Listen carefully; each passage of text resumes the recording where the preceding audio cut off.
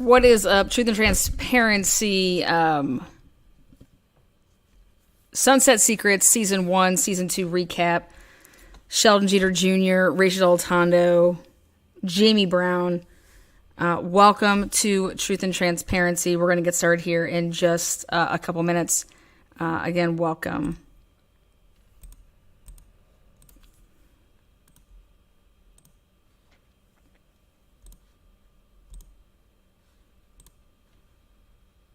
I'm going to give notifications a chance to kick in.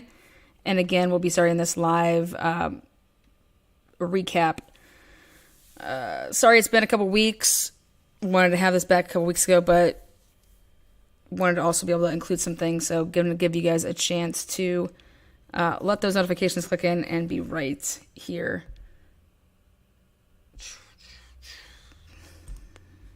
Again, please be kind in chat if you are in live chat.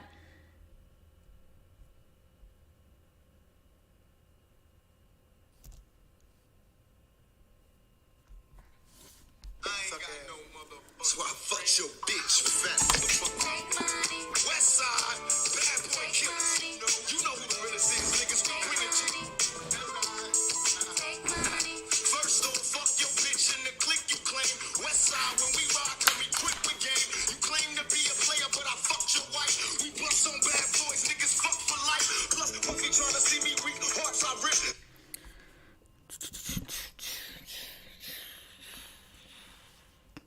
Again, hello, Aliquippa, Pennsylvania, rest of the world as well. Sunset Secrets, Season 1, Season 2 recap. Rachel Deltondo, Sheldon Jeter Jr., Jamie Brown. You guys are going to see a couple clips that have been taken out from past live features, as well as new stuff, and a breakdown of a little bit of this timeline to show that Sheldon wasn't he wasn't at the crime scene when the crime was committed. And an Apple witness, expert witness, should be able to help that. What is up, Kimmy? It's good to see you in chat, love. Again, Hot Ham Radio, welcome. This is my baby, Aliquippa, Pennsylvania, second home, and I'm gonna bring nothing but the facts, the digital evidence, and so thank you, Muffy, appreciate that. But here we go.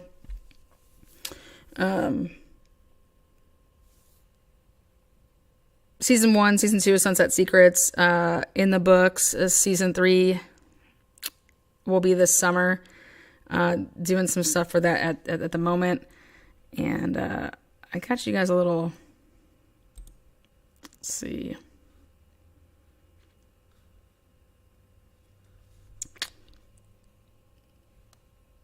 Can you guys hear this? Let me see if you guys can hear this.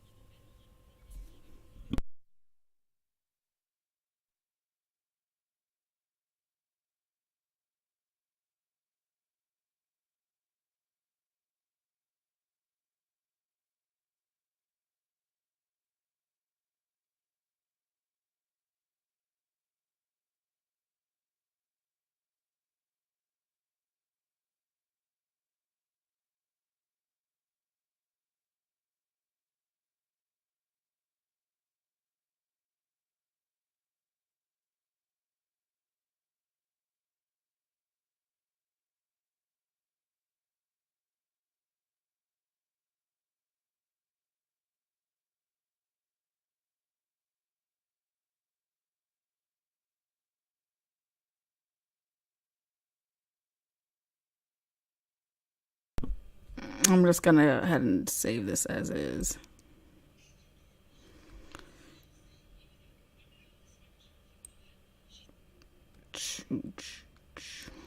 That up like that.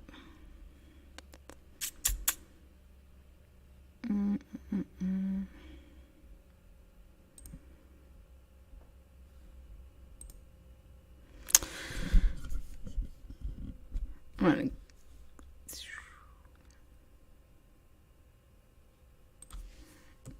Preview. Just for you guys. Start that.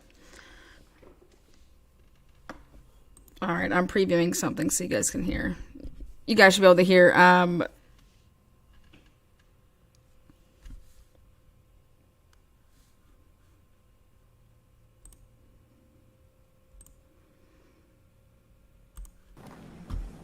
The Beaver Countyan has made it known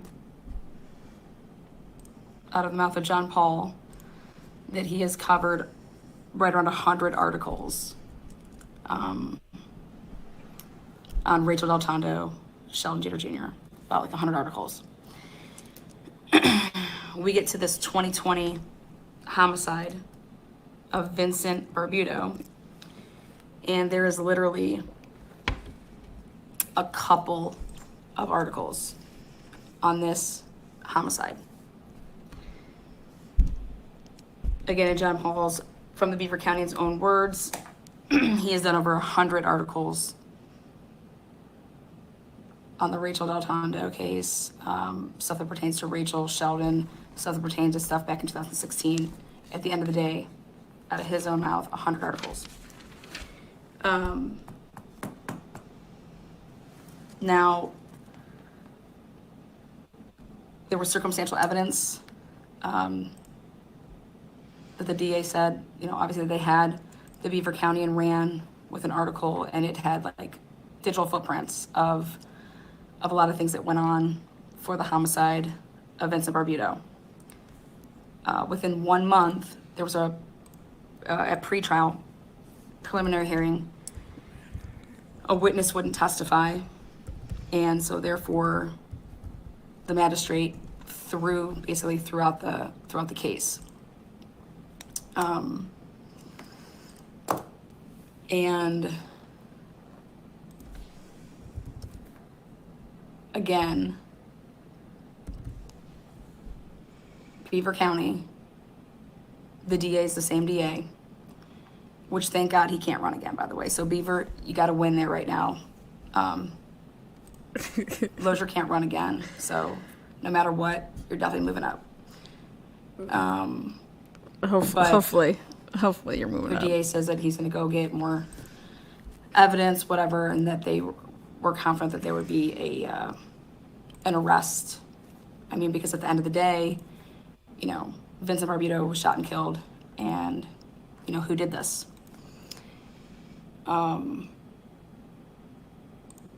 Again, just a couple articles. Now you go to Sheldon Jeter Jr., same county.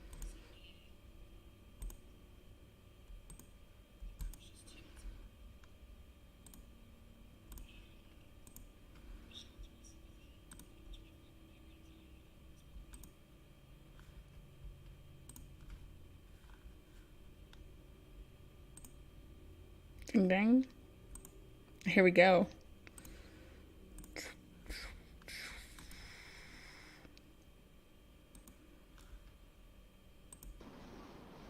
Alright guys, up here in Linmar.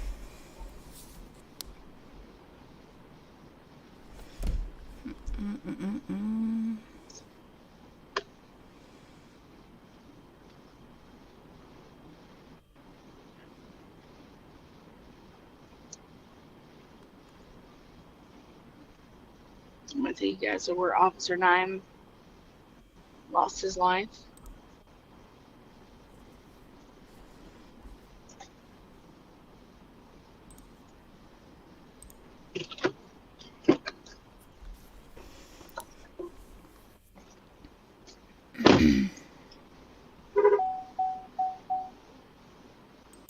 Yep, but not right now. We're going to go do this. Because we got a clock on this. So I got... All right, here we go. So this is driving up and around in right there. Perfect. Pause that. This is heading up from... I want to get the right spot. Let me see.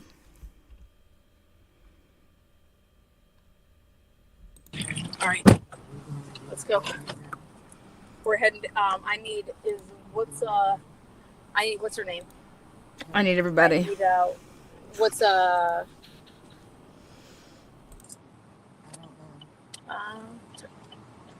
with the shirts? Oh, Latika. No. Who made my shirt? Pumpkin. Pumpkin, yeah. I need her. I need her and her vehicle. Real quick. So we gotta go get her? Yep, but not right now. We're gonna go do this. Because Right. we got a clock on this. So I got a clock on this.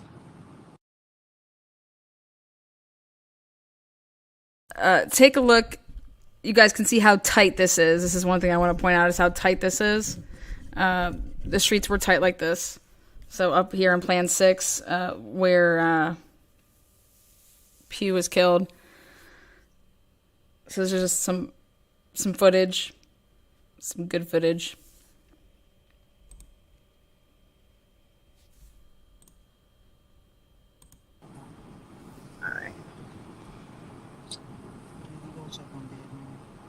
Yeah, no, they're good. I heard them laughing like a... Alright.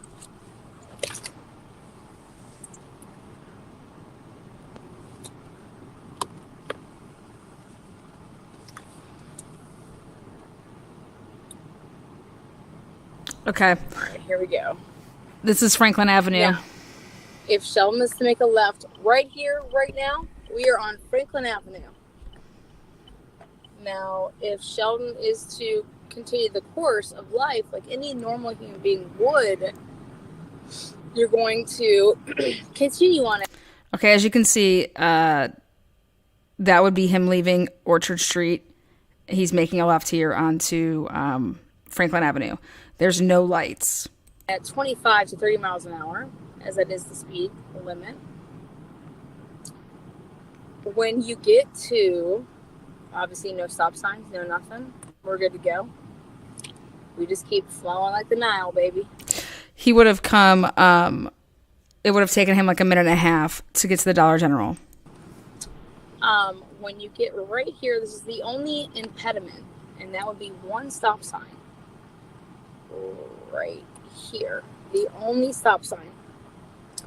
Stop, look both ways, and proceed with the chlorophyll. Now, up here, right here on the left, you're going to... So up here on the right-hand side, you're going to be seeing the yellow lights come on. That's the Dollar General. Let me see. I want to zoom this in.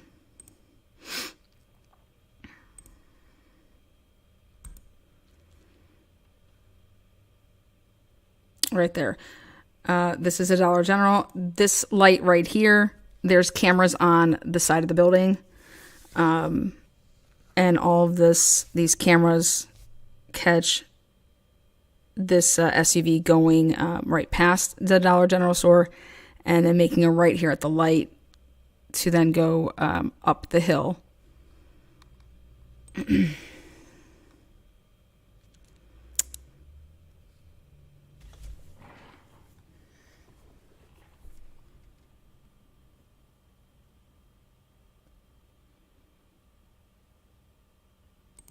Right there on the right-hand side, on the side of the building, there's another camera. So, Sheldon, the second time up the hill, is seen passing on these cameras at 11:19 p.m. He's seen backing out of Orchard Street at 11:09 p.m. So the first discrepancy I had was, well, it takes a minute and a half to get to Dollar General. So how come it took Sheldon 10 minutes? is it his vehicle? But we're going to go with, hey, the state's putting him on this vehicle. Well, we got 10 minutes unaccounted for.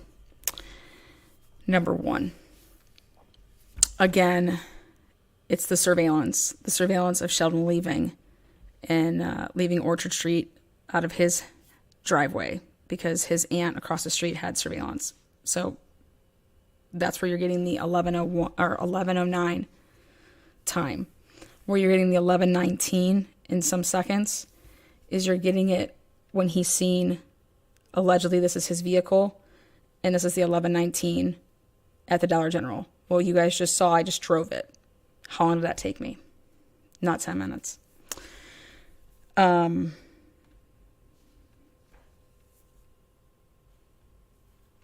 go back here. So we're going to come up the hill right here. You have to make a right or a left on Highland Avenue. The dead ends. So you have to make a right. This is the way he went. And he is going up the hill. This is the way Sheldon would have went.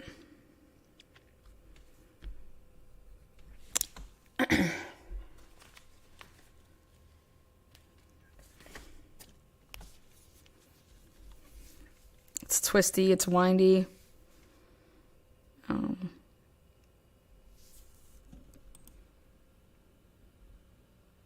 It's very tight, it's very dark.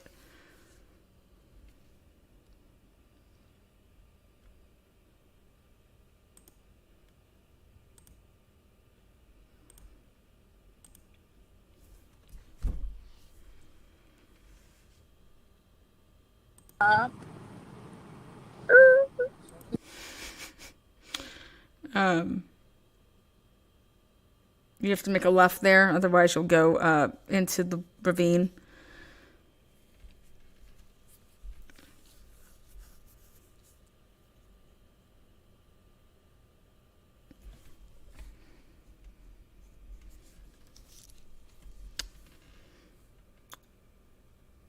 So again, I mean, this is the way, this is the route, this is how you had to go to Carlicia's to drop this medicine off.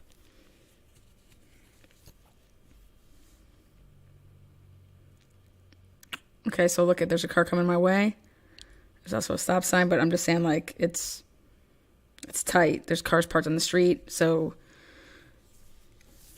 But if you're used to driving up here, it's just really dark.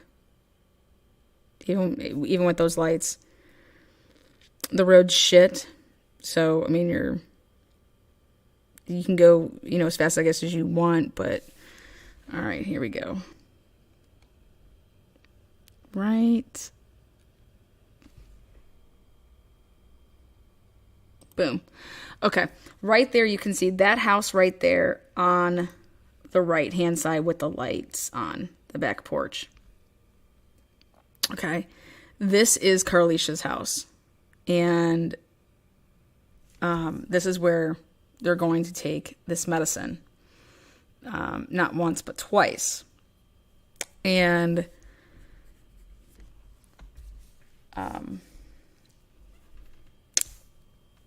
it was never brought up in court, never dissected enough to the point that I'm going to do that for you guys here today, to show you guys just time frames. If you take actually Sheldon's digital footprint, which they did not do, which I did.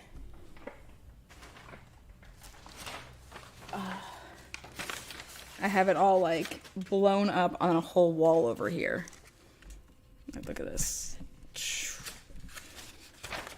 Like it's just like hanging down. The first thing that you note to yourself if you're investigating this case is not just where he's at, but where the other witnesses are at. And so Dollar General camera, 11:19 and some change. Then his digital footprint with his iPhone has him beginning to take steps. Okay. at 11:22 and 21 seconds. So it's that 2 minutes to get up to this point. So is that accurate? Yeah, he's sitting on Dollar General. Now he's in here, but the first question is, there's a 10-minute gap. Doesn't take 10 minutes to get there. Was that argued enough? If anybody lives in Aliquippa, you have to know that area. So the jury should have been taken there to show that, wait a second, any normal person would have just realized that, wait a second, it took Sheldon 10 minutes to get to Dollar General. It took us a minute. How did it take him 10 minutes? Where did he go in between? Right? That would be my first thing if I was on the jury. The second thing is if I was defending Sheldon, I'd be saying, okay, he gets out the first time and goes up to the door, goes in the house, and if you actually take his digital footprints, he only took 87 steps. 87 steps on his first trip up there. On the second trip up there, he's getting out at 11:22 and 21 seconds. And Apple is counting from 11:22 and 21 seconds to 11:31 and 54 seconds. And Apple says that during that time frame, that 276 steps were taken. 276 during basically a 9.5 minute period of time. During that 11-hour and 22-minute mark to 11-hour and 31-minute mark, so between 11:20 and 11:30, what else was happening up on Jones Street? Who else was up there? Well, Carlisha said that she didn't see him and that she was up in her bedroom the second time he came up, didn't know he was coming back, and that she was upstairs working on a business plan at 11:30 at night on a Friday night. Meanwhile, she's looking at a federal sentencing in 2 weeks and looking at 40 years federal prison.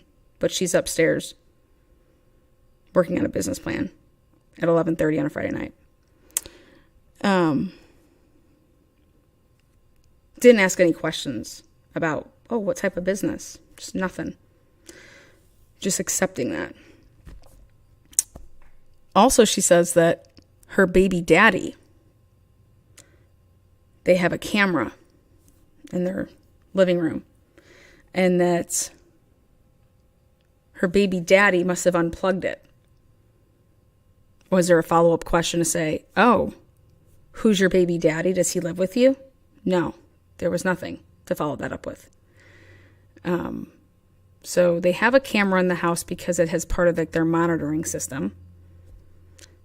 And it was unplugged, so you couldn't see it, who came in the kitchen or the living room or anything like that. Okay. But here, Sheldon's up there. Obviously, he left with Pew. You can see that at 11:09.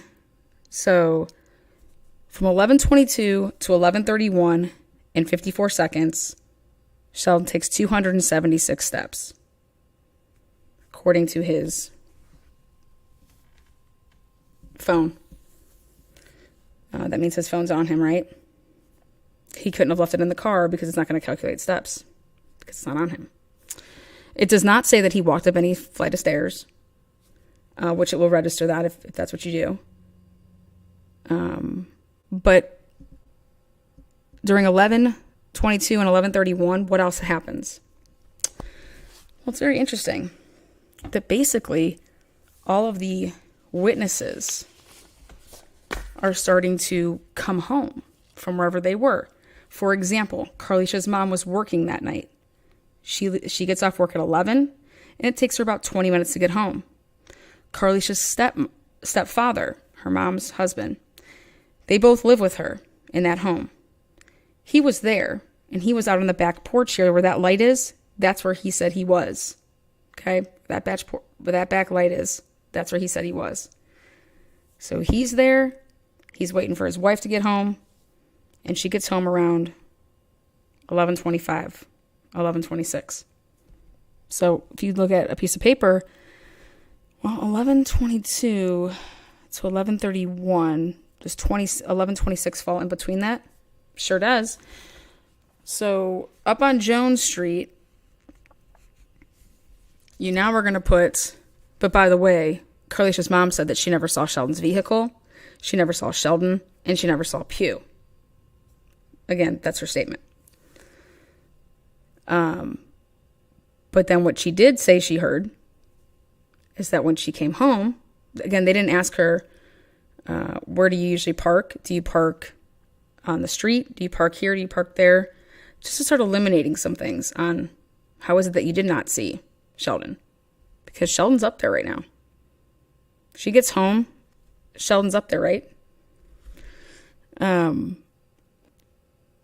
So Carlicia's there. Carlicia says that her man unplugged the camera. Well, when did he do that? Did he do it that day? Was there any questions about this? Were any of the next door neighbors questioned? Were any of the neighbors across the street questioned? Where's their...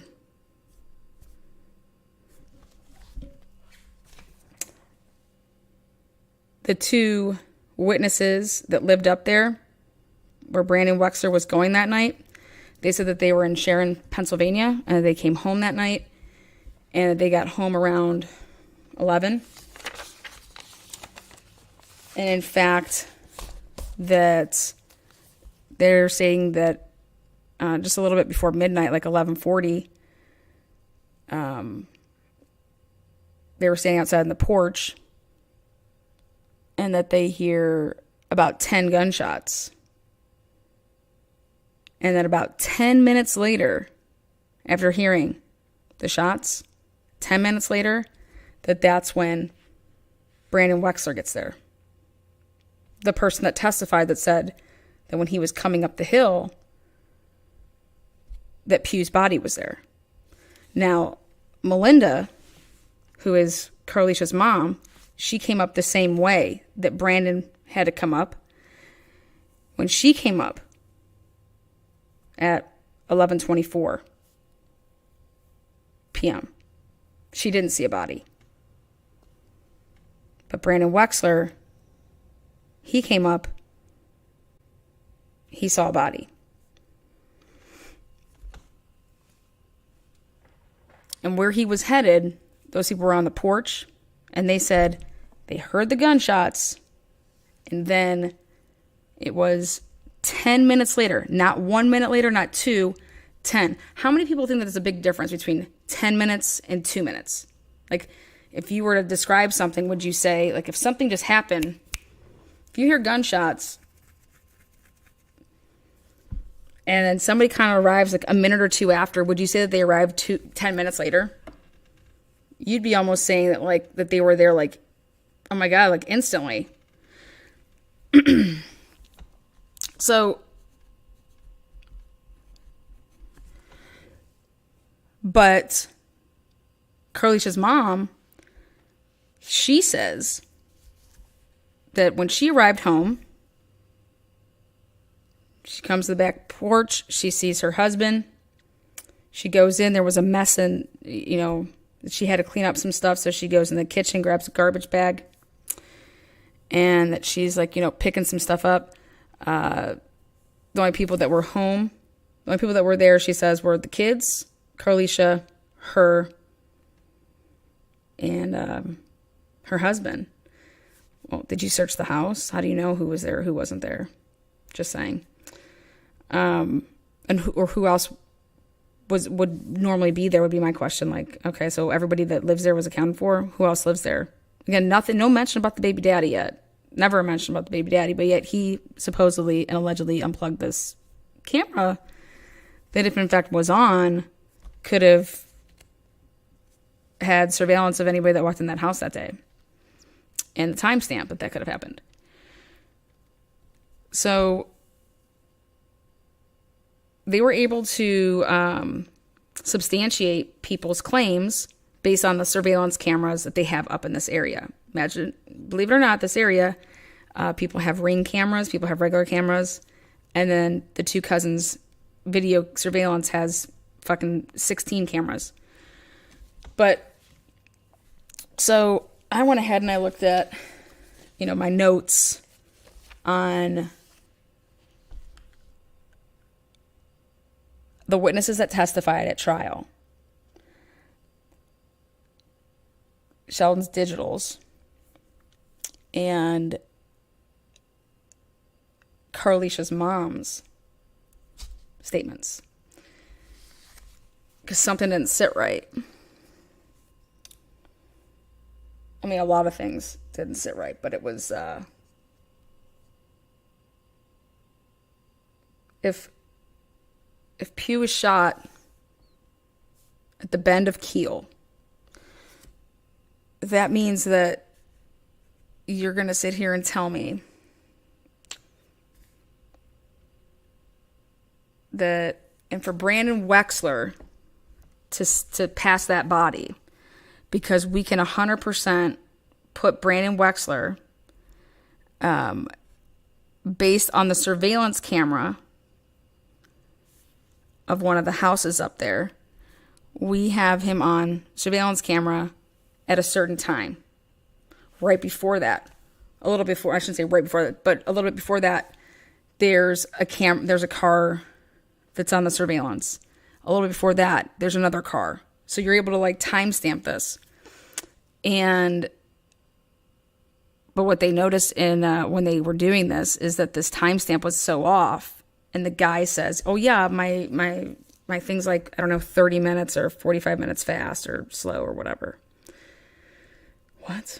So they then used Melinda's, she's seen on Two Cousins camera coming up the hill, which would pass the body.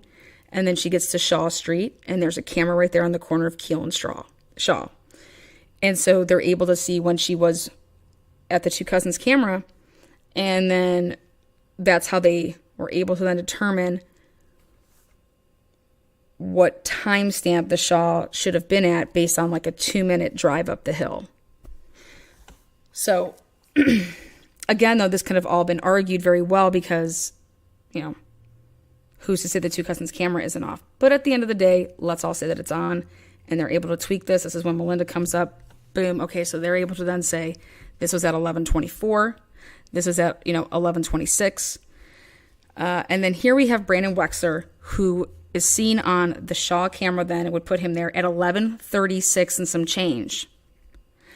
And the Shaw Street camera is at the top of Keel, because it's an intersection. And all the way at the bottom of Keel is where the Two Cousins. So what I did is, it was funny, I made a reenactment using Hot Wheels cars back when I did season 1.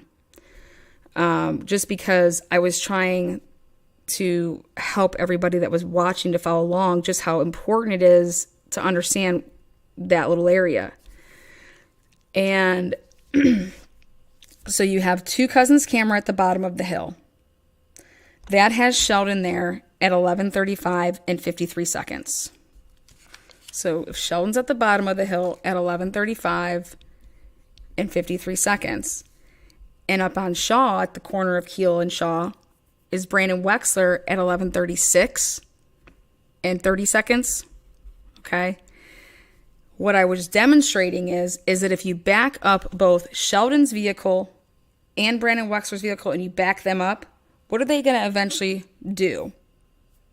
Cross each other, right? So let's back them all up, and where would they be where the body was? Basically saying that, how did Brandon Wexler not witness this murder?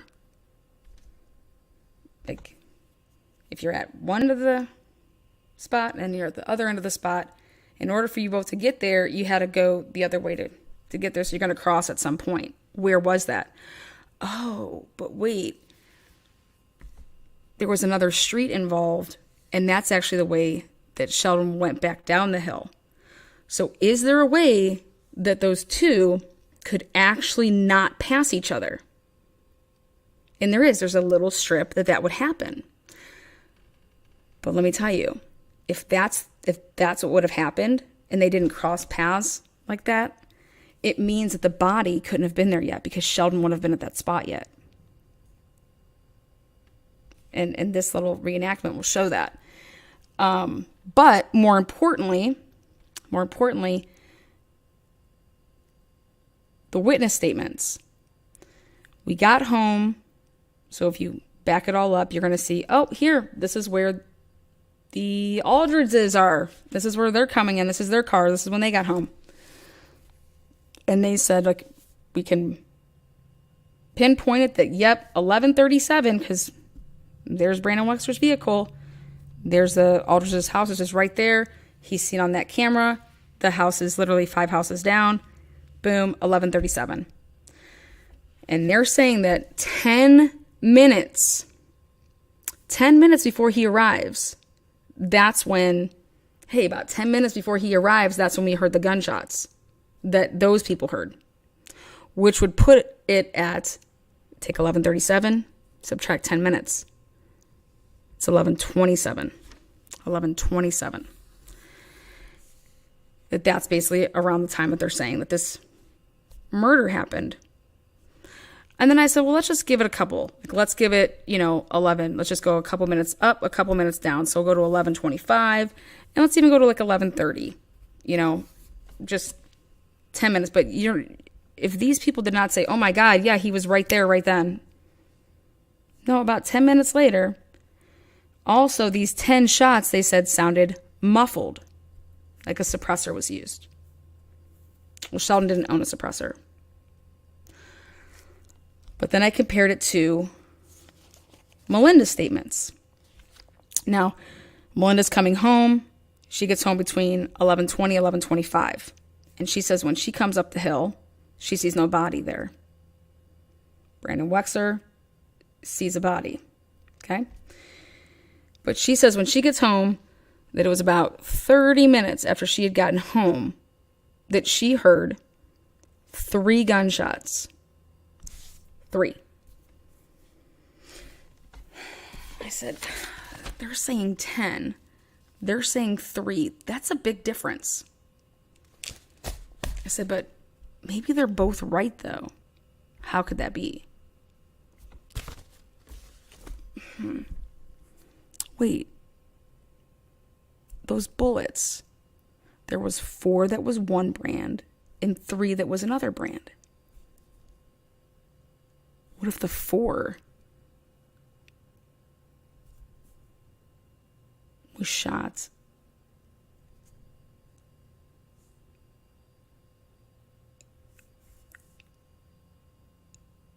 while Melinda was driving? So she couldn't hear it because she's driving and jamming out to her car music.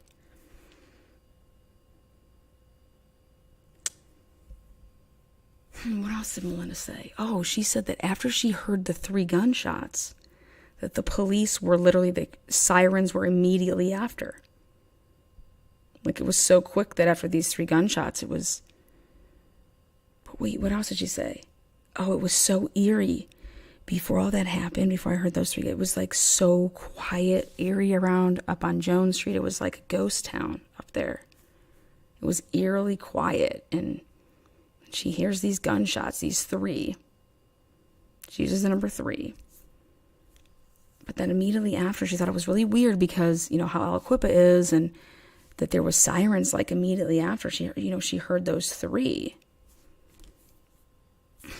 3, but they say 10. Pugh was shot 7 times. 6 times in the head. 1 time in the side. But can they both be right, but not realizing how, but wait, 11:27, even 11:30. Sheldon's up on Jones Street, literally walking around from 11:22 to 11:31 in 55 seconds. He's walking around.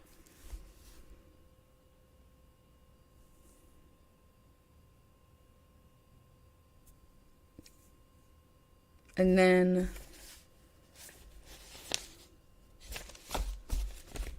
a minute and a half goes by, which takes us to 11:33 and 39 seconds. And then he begins walking again. But that's going to track us all the way to 11:42 in some crazy seconds.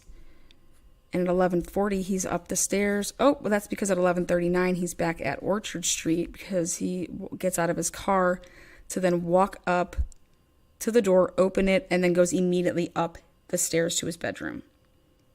And they have that. His digital evidence supports that at 11:40 and 12 seconds.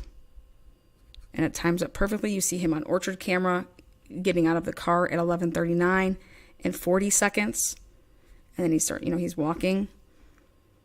But now that we know that he was seen on Two Cousins camera at 11:35 and 52 seconds. And that all adds up that he's drive. So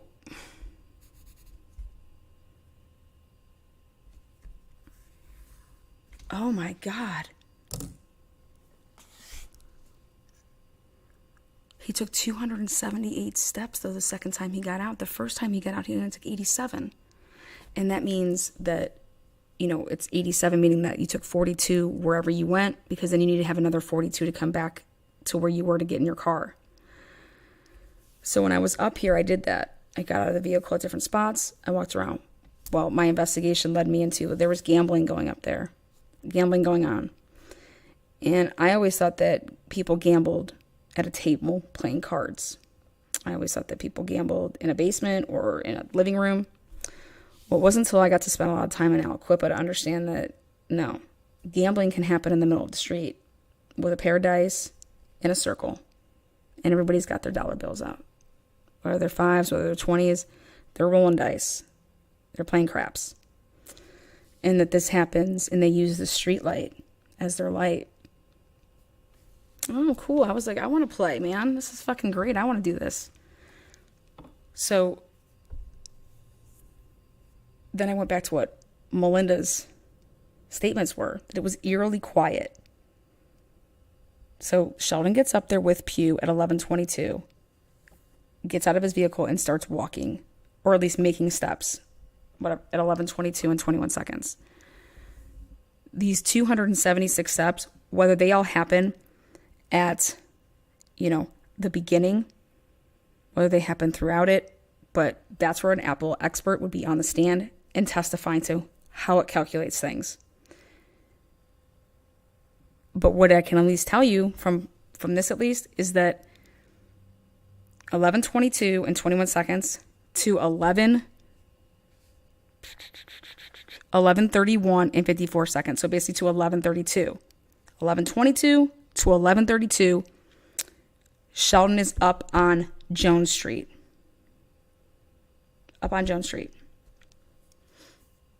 If Sheldon got out of the car, Pugh stayed in the car. Let's even say that Pugh got out of the car. They went up at the time before. And what happened up at the time before? Well, they're gambling up there. Did somebody get out of the car, gamble, win people's money, and then, oh man, I gotta go because my ride's leaving, gets in the car, leaves with the money? Happens really quickly. People get really pissed about that. People aren't happy when that happens. Man, come on, you have to give us a chance to win our money back. It's our turn to roll. It's your turn to roll. Whatever the case may be, but however you're going back and forth. So they go up there to deliver the gout medicine. Then now they have to go back there a second time because supposedly it's not the right kind or it's not enough because they can't get their story straight.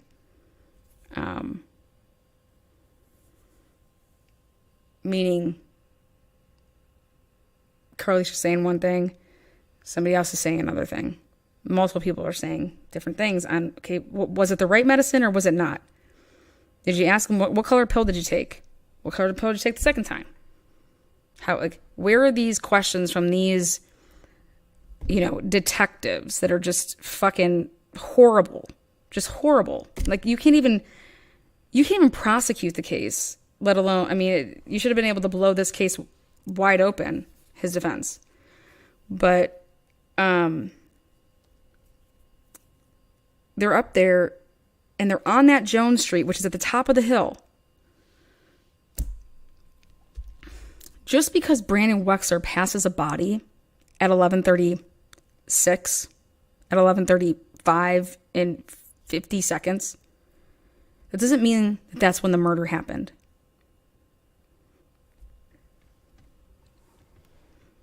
That just means we're going to believe Brandon Wexler when he says he drove up there and that there actually was that body.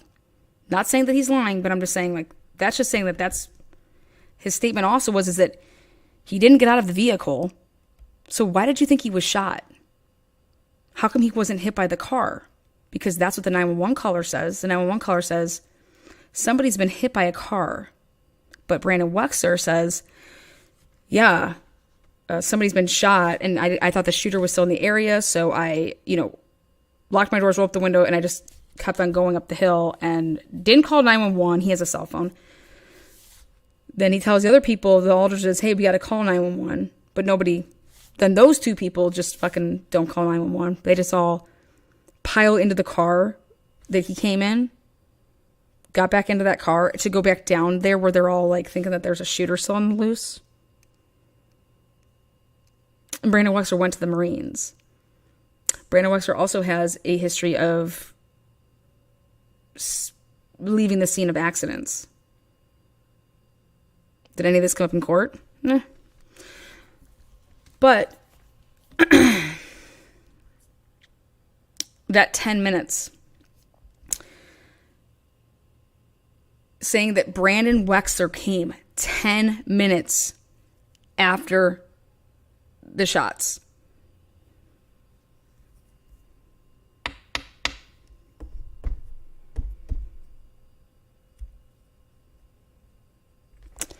So, is it possible that Pugh was shot at 11:27?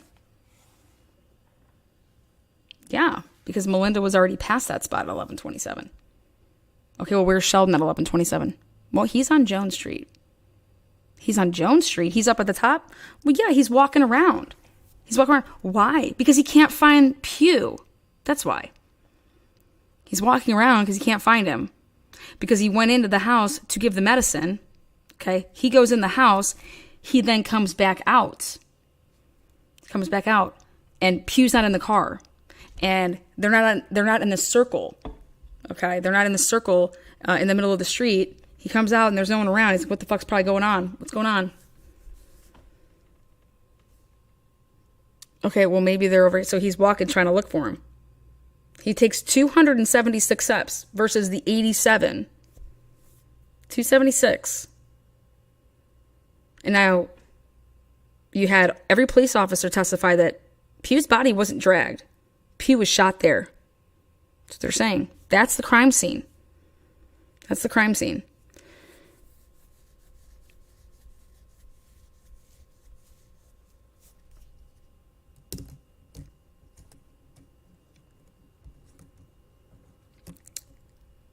When the cops came to talk to Sheldon, he says that, yeah, he just walked off.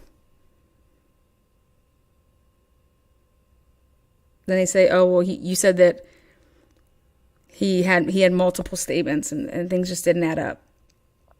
The kid tells you everything that he did that day. When you guys got these surveillance cameras, why didn't you ask about the whole, what about the 10 minutes that's totally off? What about all this, what about the baby daddy that took the camera off? What about these other surveillance cameras that are around here that you just didn't go and get? The house right across from Carlicia. Where's that surveillance camera? Where's all that stuff? What about none of these witnesses calling 911? What about Brandon Wexler not getting out of a vehicle and knowing that the dude was shot? But the 911 caller calls in, who's standing over the body, says that he was hit by a car. But Brandon Wexler here happens to know that, nope, he was shot.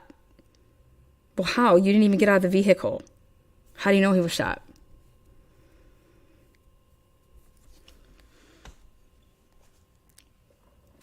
But then we come to what threw me off was, why did Sheldon's step start again at 11:33 and 39 seconds? Because then he was seen on Two Cousins' camera at 11:35 and 53 seconds, right? Well, this is where you would need an expert witness.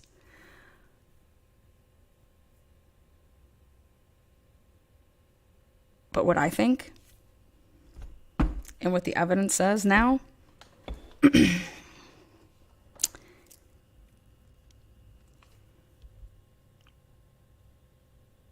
when you're coming down Jones Street and then you make a left, and the reason that Brandon Wexler and Sheldon missed each other is because he was still on William Street, which you're going to see when I try to break this down.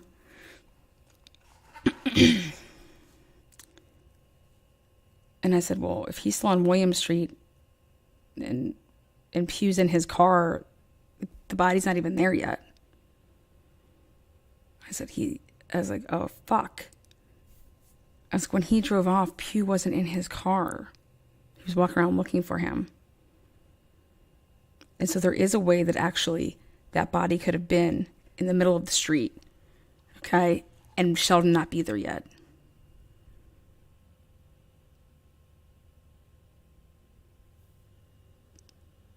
So is it then when Sheldon came down that hill and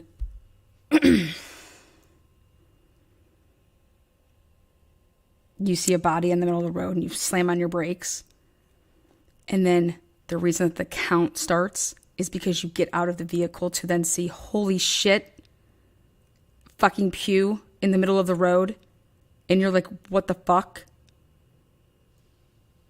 And now you're fucking scared shitless, and you're like, oh my God, what is going on? Because how does he then, because he has to make it within a minute and a half to get onto that Two Cousins camera. You're not committing a murder in a minute and a half with no motive, no reason. You're just driving down the street to then just pull off the side of the road and kill somebody right in the middle of the road. And now let's go back and let's talk about these time frames. She heard 3 gunshots, and then immediately there were sirens. And there was 3 bullets of one kind and 4 bullets of another kind.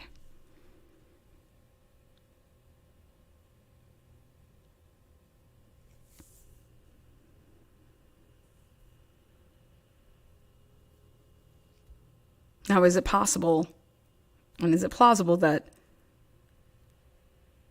Sheldon is in fear for his life, and because of what happened up on that hill,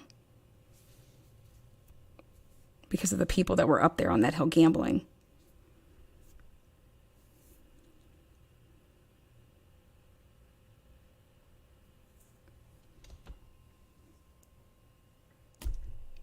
At 11:27,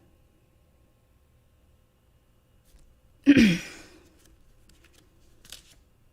they pulled guns out on Pugh on 121 up there on Jones Street, give us the money that you just won type of shit, throw him in the car because somebody accidentally shot him. When you shoot somebody, what happens? You panic and stuff.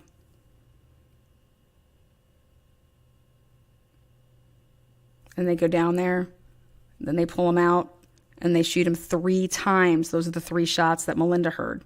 But the guys, they heard 10 shots, okay, because they were standing outside on their porch. And then when they said that some of them were muffled, well, it's because some happened up on top and some happened down there. So does it make them both then right with what they're telling police? I heard 3. Yeah, Melinda, you didn't hear the first 4 because you were driving and made a right there on Shaw, and you're over here. But everybody's up there. How can you say that no one's up there? Sheldon was still up there. Sheldon was up there until 11:31 and 53 seconds. You're home for 4 minutes. 4 minutes and some change. You don't see Sheldon? You don't see his vehicle. The guy, Ben, watch, sitting out here on the back porch. Doesn't see anything. Nobody came and brought him any medicine. Just his grandkid gave it to him when he was upstairs. Well, that's not what Carlisha said. So none of their stories are adding up remotely. And if these fucking defense attorneys would have done their job, Sheldon wouldn't be where he's at.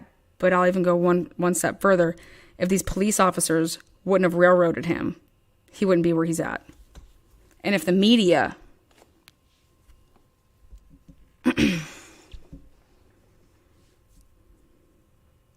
which is one man and all these big mainstream media, that's where they're getting their information. He sat in the courtroom every single day. Well, where was everybody else? KDK wasn't in there every single day. None of these other people were in there every single day. So where are you getting the information from? Oh, from John Paul. He's just giving you his notes. Let's take a look.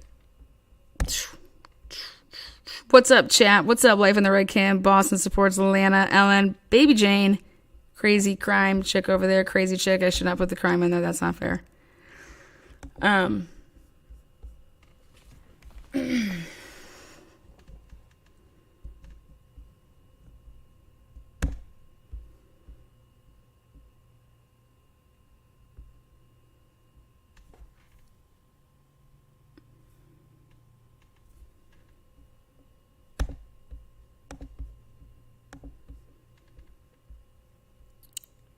Right there. This is because it's on the edge. The house is on the edge street, on the end of the street. Right there, that's the porch, the back porch they said that they were on.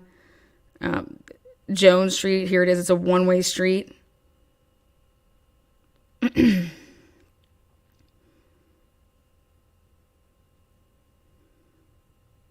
Right there. Oh, kind of went. Just go back just a tad.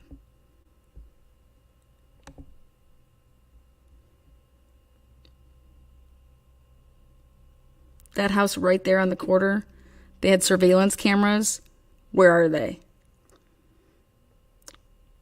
Right there, that's the front street, or that's the front window. I think I pull over here on the side.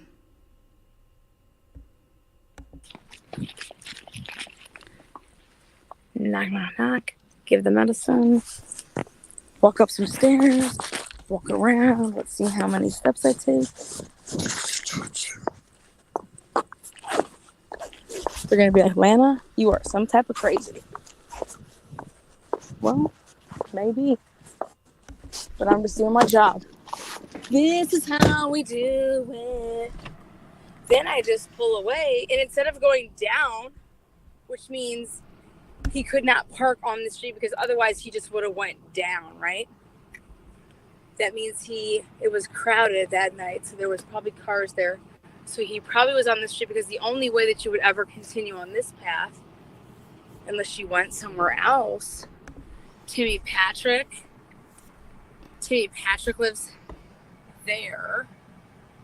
A PSP detective. We have the baby mama lives there. But this is right here. This is what I'm talking about right here. This is how we do. I mean, how many vans does this motherfucker have to have? 1, 2. This is the house that called 911. 4 vans. Got, 4 vans. 2. Nope. Look at that. 1, 2. I mean, 4 vans. 1, 2, 3, 4, 5. Wow. They're really trying to clear that place up. And now, can you imagine having 4 vans? But that's who called 911. The owner of that house called 911. Now, this is the way they said that Sheldon went. So let's continue on our life. All right. Okay. So this is why him and Brandon never passed each other. because he's going down this way. He could have right here on the left. There's a street. That's Shaw Street. He could have made a left right here and then made a quick right after a couple houses where Keel Street is. Or you can continue to go straight, then make a left on Williams, and that's the way that Sheldon went. And so this, path here, Keel and the street that I'm on right now, Lehrman, they run parallel to each other. Okay, it goes Jones Street. It's Jones Street. It's Jones Street. Then it's Shaw Street. They're like next to each other like this. This happened May 15th. So I did all my reenactments during like the months that it was. That's why it gets, darker. It was lighter. Like in March, it would have still been dark, but in May, the time has already switched. Oh, I think the time switches when. But regardless, it wouldn't matter. It's 11:30 at night. It's going to be dark. But for the Officer 9 case, it mattered. But yeah, it was May. They didn't subpoena it. They just went over and knocked on the police just knocked down the, hey, can we get your surveillance? Like, they did nothing. They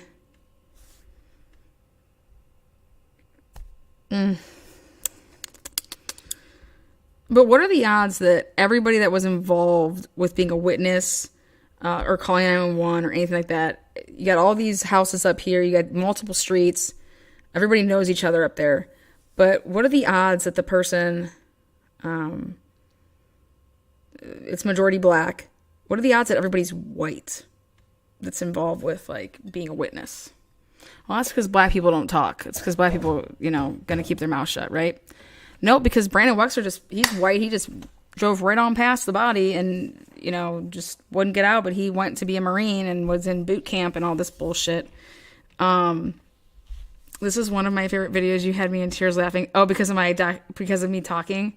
Yeah, I was trying. That's why I had it on mute, because I was trying not to kill the moment. But, my commentary is always priceless.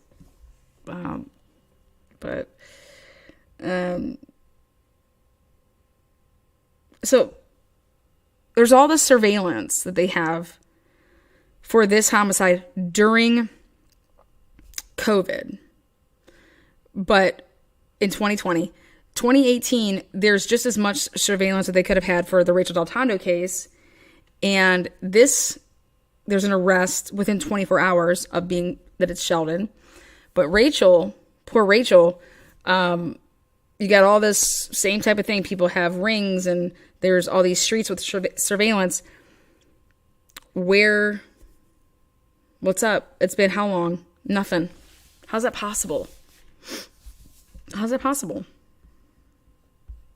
I'd be pissed if I was the Del Tondos. I'd be very, very upset.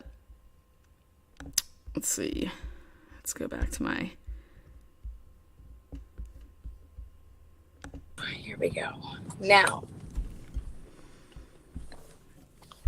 the way that you could go right there and you could be seen on camera will be right at that house right there, supposedly. That's Shaw Street, yeah. there's a camera right there. See that car? It's turning. It's going that way. Yeah. And it is dark as hell. But Sheldon didn't, supposedly. Sheldon, they say, continued on this way. And the reason they say that is because Sheldon's car is not seen. Because he wasn't seen on that camera. That's what they say. But who knows if Sheldon was even up here. I mean, who knows what the heck was going on, but also don't think what was up. So this is the way that Sheldon went, supposedly. Now, we're going to talk about this major spot right here. Every time I've been here, this unit right here, which is like, obviously everything down there is like the river. Like, I'm about to get out and show y'all because this is just crazy. All right. Security cameras in use. Look at this. So where's that security Where camera? are these security cameras? Because I want some real good. Look at this. Security cameras in use. Well, where are they at, man? Come on now. I've been looking for like the past year and a half. Where are these cameras? Where are these cameras at? Pathetic. Me and Pew getting a beef. I got security cameras right here. Where are they? Nowhere to be found. But yet, we're warning people that there's security cameras here. I have no idea what this is. Look at this. Is this a house? It's not a house. Is this a house? It's not. Who the fuck knows? It's not a house. This is a street, though.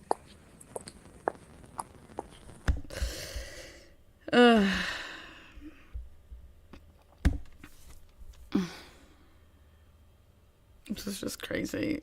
Do they just have a sign? Yeah, I mean, I couldn't find any cameras. No, it's security.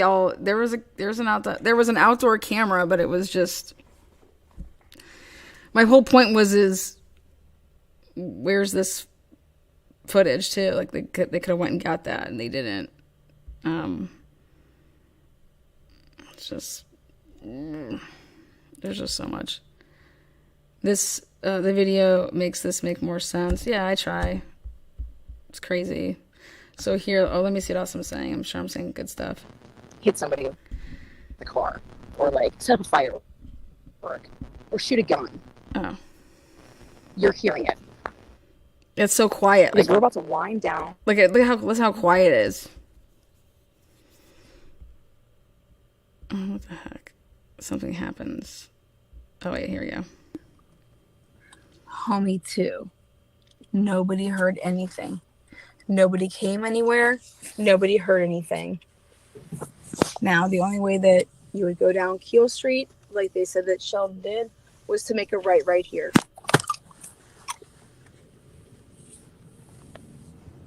So we're going down Keel Street right now. All right, this is Keel Street. Nobody in their right mind walked down here, but hey, let's say that somebody did. It's not what happened. Here we go.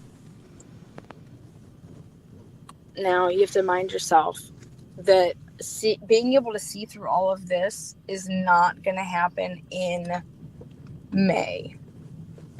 All right? Because leaves are going to... Yeah, that was fall when I did this. Fill themselves, and right here... Right here is where Pew's body was now. In the middle of the street. This is all different. I need you to get out and make sure that nobody comes over here. Now here we go. Here's your live reenactment. Oh god. I think I get on all fours. All right. Right there. That light was always there. Okay. We have right here in the ground. We're going to use them as... Well, I use bullets. I got bullets. 1, 2... Let's see. Here we go. Let's have some fun with this. Ready? If you were to shoot a gun and be right here. If you were to shoot a gun and be right here.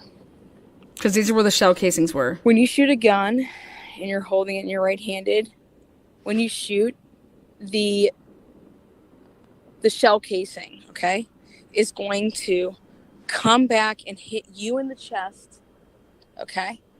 And when it hits your chest, watch this, it bounces off of you and then it's going to land, all right? And there is your bullet, okay?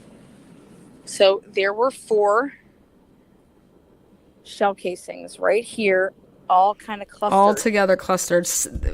Planted. Motherfucking planted. Okay, now. Pew's body, though, is laying up and down right here. Head right there. Head right there. Come here. It's the completely opposite way. His head should have been... Head right here. Body here. Just lay. Just lay. Just lay. Head up top. Yep, there you go. Just get on all... All right, now. Yep. Just kick out loud. Yep. Just like that. That's now, how can shell casings be the four of them, the first four, supposedly, up right here? See these shell case? Like, well, I mean, they're actually bullets because, I mean, I didn't shoot a gun. Just stay right there for a second. Now, that's how he is laying, right? But hold on 1 second. Now, how? The head should be at the bullets? the other way. This is a huge incline hill. Huge incline. Watch this. Ready? Bullets. Ready? Watch this. I throw them up there. What's going to happen? Do they stay there? Okay, they stay there. So that means if they had a hit off of my chest here, there's three that in order are to stay where they're staying. Watch. Oh, where are they rolling? Excuse me. Okay. Making sure no one's hitting. No one's hitting me. To be on this side of the body. How are there shell casings on that side of the body and on this side of the body, and the body is there? Like that? How's that Was he possible? spinning around like Cinderella? Cinderella, hit it one more time. Come on. Move. There's a car. There's a car right there. Look at how tight this is. And look at how tight this is. You don't think that somebody coming around here is going to clip him? They're like, oh shit, Lana's in town. Clip. I got All right, so hold on. I got some bullets of But you know what they didn't my roll, DNA which is on great, it. right? They rolled enough. There was one down here for the crime scene. There was one there. There's one there. There's four, though, in a cluster. Now, let me show you this car right here. All right?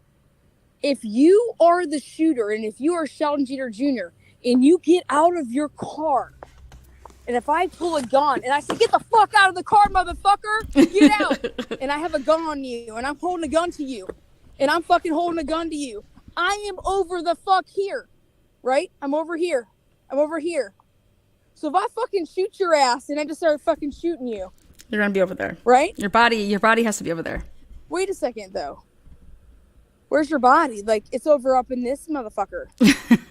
Now, man, fuck you, bitch. No, man, don't shoot me. Okay, don't shoot me. Okay. So then what? Don't shoot me. Okay. So then all of a sudden we were over here like this and he moves down here.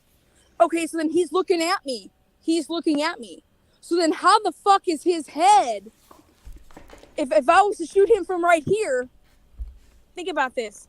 His head would be down there. Exactly. And his feet would be over here. Because I just shot him then. Because there's four fucking bullets here. There's four shell casings right here. Boom, boom, boom. Right? And I'm not going to tell you where the shot... Or I'm not going to even tell you where the bullet wounds are. But I'm going to tell you that right here, your head is down there. With your feet up here. You're not laying the opposite way, which I just showed you. Okay? So, how do the shell casings end up over here? 4 of them. And then 3 of them are scattered over here. Was he fucking Cinderella? Spinning around? Just fucking... No! Absolutely not. This is an impossible scene. This is fucking impossible! And nobody questioned it. And if I make you get out the fucking car and I'm talking to you, look at this fucking empty building right here. Yep. Why wouldn't I put you up over here? Why would I leave you in the middle of the road? None of this was here. This was all like woods back then. This just happened, which I understand why, but this right here, this is an abandoned building. I would be like, get over here, you fucking prick bitch. Get over here. And I would have put your ass all up in this shit. Over here. Walk him over here. And shoot him. Right here. It's because they just threw his ass out the car. What are you thinking? And then they put three more in him. I just decided he tried to what? Why would I stop my car on this crazy incline right here? This crazy incline. To be like, you know what? I've had it with you. No, the motherfucker was thrown out of the vehicle. He was rolled out of the goddamn fucking minivan. Or some car. And he was fucking either rolled out or he was picked up and he was plate. He was placed. That body was placed. Southeasterns have nothing to do with the goddamn murder. Oh, another car. You know, it's like I'm surprised nobody shot me. him and Grant and Webster with a fucking shook dick. It's just me getting And hot. fucking ran his ass over. And ran his ass over. Lana. Oh, God. This is just me getting passionate about the fact that there was zero. When everybody wants to say, why would Scott Roeder work with Lana? Because I'm right, bitch. That's why. Because this is not the scene. This crime scene does not match anything of, it's just. And then you got John Paul writing and hashtagging convicted killer. Well, go ahead, blogger. The local blogger. So, but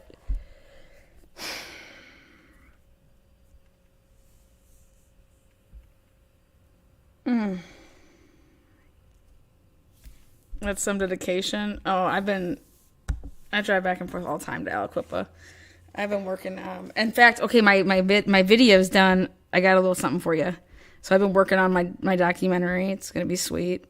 I want to play a little piece for you. You guys will like. I mean, I wish I could tell you guys like so much more, but I gotta stay within my, with where I need to stay. But Sheldon did not do this, and I think there's a chance that, what if he knows who did, or and he's scared, if he says what's up, then he's a dead man, or his family could be.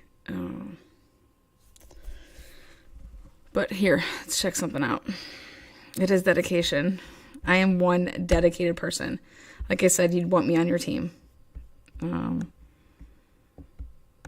I love Aliquippa. I do. I love it. I love the people there. I love the families.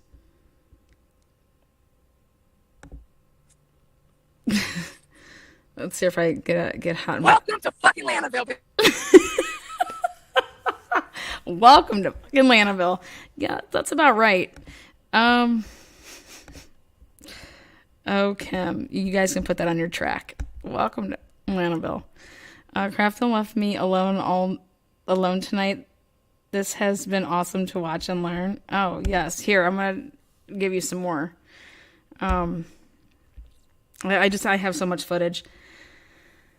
I'm going to share something else. Okay. So I'm going to stop sharing that so I can share this.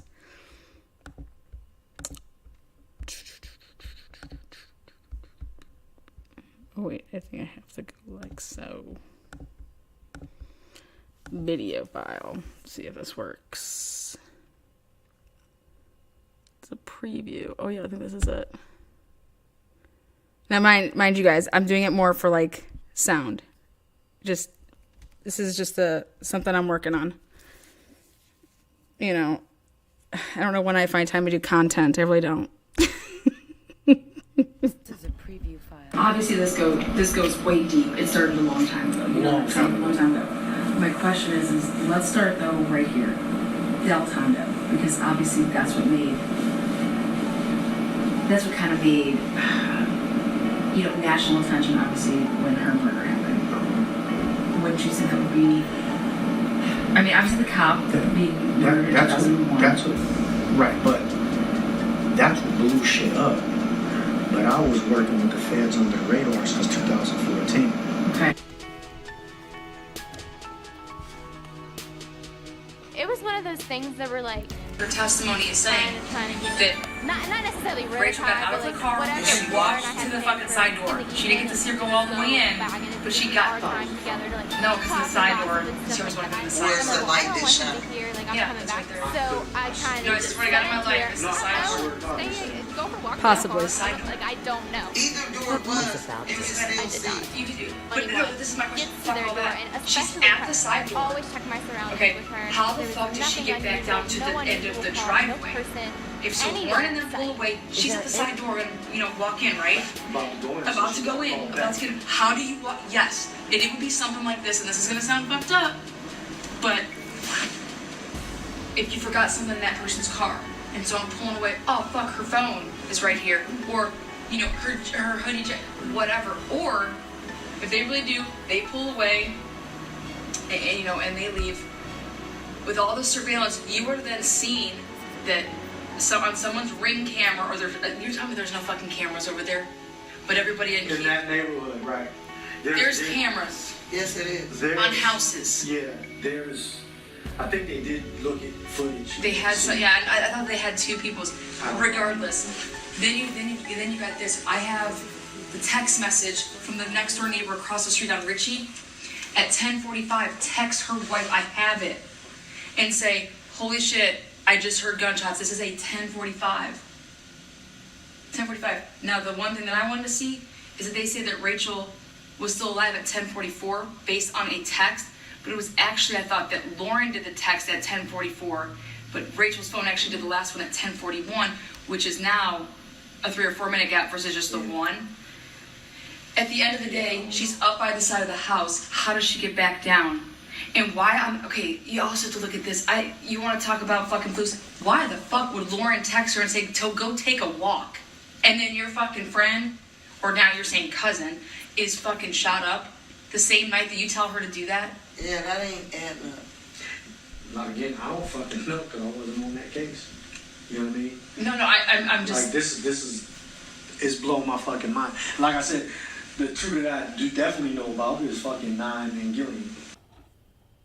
Hitting houses. When they would hit houses, nothing was in there. Oh, when they were doing... Okay. Yeah, So they were hitting wrong houses on... No. It was hitting the right house. Cleared out. The night before, So they're getting tipped off. he would get tipped off. Witnesses would tell me, oh, I seen him up there. Yeah. Hour later, in and out. People was just coming getting shit. When the fucking state police and everybody went to go bust. And then so he was basically doing what Frank Tropi's dad was doing back in the day. He just linking stuff with the drug dealer, but it just ain't that person. It's damn near a whole apartment. Damn near.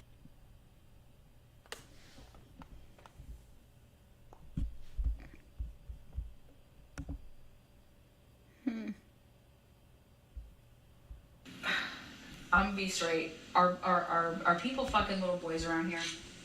Has that been going on? Little boys and little girls. Yeah. Yeah. Especially the fucking mayor is one of them. Yeah. Okay. So. Okay. Have you heard that? Yeah.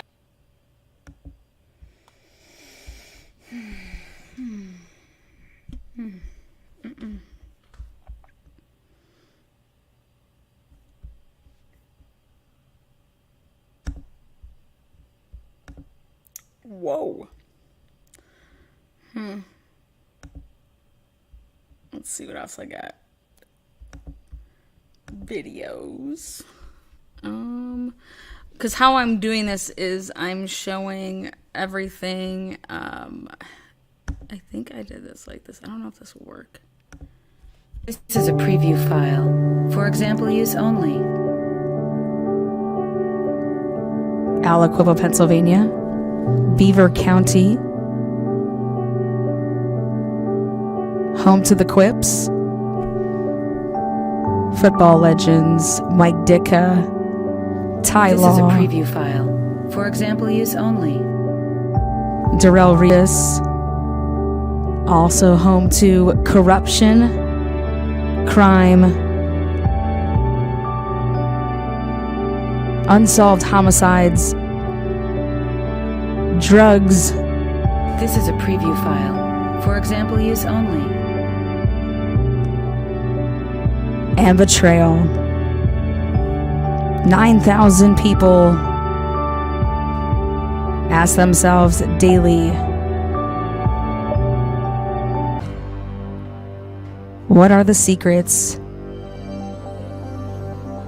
of Aliquippa, Pennsylvania. Sunset Secrets Season 3. Rachel Del Tondo, unsolved homicide. Sheldon Jeter Jr. framed. Tyreek Pugh. Jamie Brown, wrongfully convicted. Officer James Nime. Are all of these related in Aliquippa, Pennsylvania? Join me, Season 3, Sunset Secrets.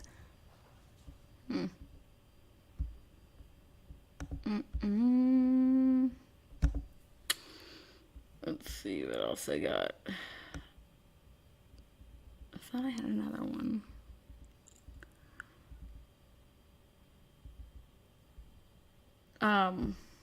Just for, this is, I don't think that Red Kim ever saw this, so this is for you, Red Kim. This is Tragedy Pimps with your host here, Lana Oriani. What is a tragedy pimp? Tonight's episode features one-time felon, now a glorified self-proclaimed YouTube sensation, Natasha Cooper, with Natasha Cooper True Crime and Reclining with Natasha Cooper. What is a tragedy pimp? Natasha Cooper is tonight's featured episode. Let me clear my throat because I'm going to be talking about a lot of pussy pimpin', pimpin' puss, tragedy, pimpin' puss. Sorry. That was just so you could see my work there, Kim. But I think you guys missed some of my work. Let's see what else I got in over here. What is this one? Is that the intro? I did a couple. I did a bunch of things.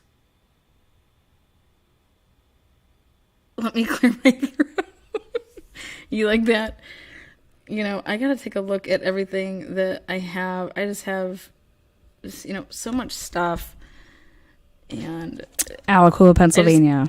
I just outside of Pittsburgh. I have so much content. I don't know what to do with myself. The unsolved homicide of Rachel Del Tondo begins in 2016.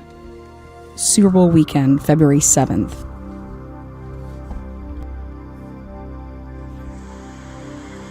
Every woman that does it, it's their transcript. So whatever day that was, that was her day. So I'm getting the voir dire for the jury member that I didn't much care for when I found out that she lives near. There's a neighbor. Now you said something about a jury. What were you talking about? The jury that lives by Del Tondo that was just she just know that she lived by Del Tondo. She's her neighbor. Who is the neighbor of Rachel Del Tondo? This live episode discusses 2016 car incident and the juror member that was the neighbor of Rachel Del Tondo and what type of role she played in the conviction of Sheldon Jeter Jr. in 2021. This stuff just really bothers me. Here, just remove that. Tragedy Pimps. What else do I got? Video file.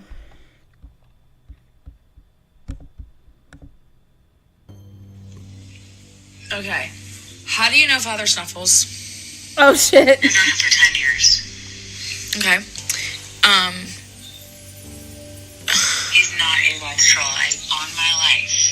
He's not a watch troll. I'm the one who told him about the Watts case. I'm not saying he's a Watts troll. That's not, no. I'm not saying he's a Watts troll. Okay? No, I brought him on to help for 2 reasons. I brought him on to help me, with business stuff, which turned out to not work. And then I brought him on to help me sort out who my leaks were, who my trolls were. Okay, well, because I had to create my own camp.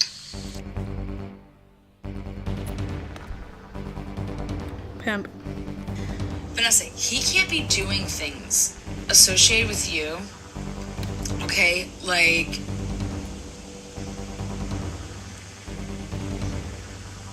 calling up Dateline or messaging with Dateline and trying to get J for Justice's shit pulled from Dateline. Like, what the fuck is that about? He actually messaged Dateline, or did he say he was going to? He messaged me to give him shit on it. And I'm like, what are you doing, dude? I have a lot. Like, why are you messaging me this shit? Or do you have to go and ask Kay? I'm just letting you know that it's... Yeah, I know. That's why I took his wrench and he left because there was stuff going on. And I need to have control and I need to know what's going on. And, well, ironically, part of the reason I brought him on is because I knew shit was going on behind my back. And I figured it out. And it doesn't matter if anyone believes me. I have proof and it will be dealt with how it's going to be dealt with. But I knew I had leaks within my team that were playing all sides. You know, you said something. Liars. And I don't care if you're up or sitting up or down, it doesn't change the oath, but raise that right hand. Under the penalty of perjury, do you swear to tell the truth, the whole truth, and nothing but the truth? I do. All right, go ahead and have a seat. Your Honor, may I approach with a phone record? Okay, you may. Now, I'm not going to consider it until it is made relevant. Understood. That's how it goes with all evidence. Every single piece of evidence needs to be brought to the court's attention and pass that relevant standard before considered. Go ahead.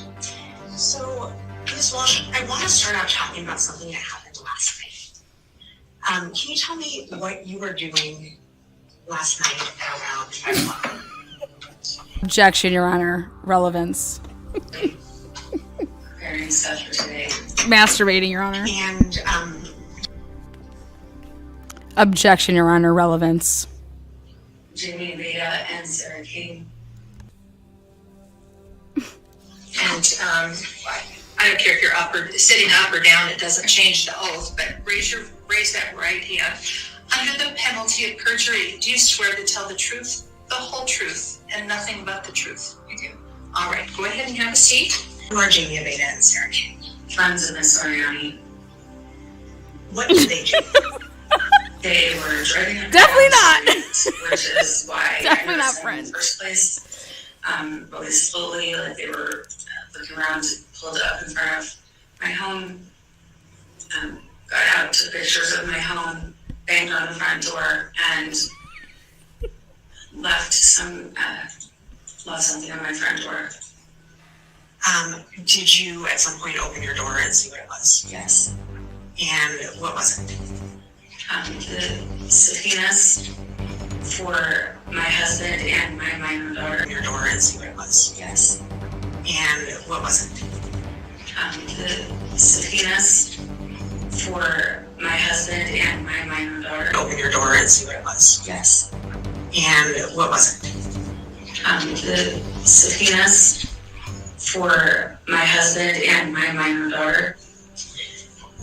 Did you see the car that the people were driving in? Yes. What kind of car was it? It was a dark blue BMW. It was X5. And And did you see the person driving it? yes, Who was the driver? Jamie Veda. And what did you do next? My daughter was home. She was upset, so I called police. And did you at some point log on to the internet? Yes. Objection, Your Honor. I don't understand the relevancy of what two people that I don't understand the relevancy of this. Your Honor, I'm laying foundation. All right, these are foundational questions. I'm going to ask you to maybe speed that up. Ms. Zimmerman, I appreciate this, but I know who Ms. Walsh is that she is the plaintiff, but we're dealing with no foundation so far, right? Go ahead. Discretion. Discretion.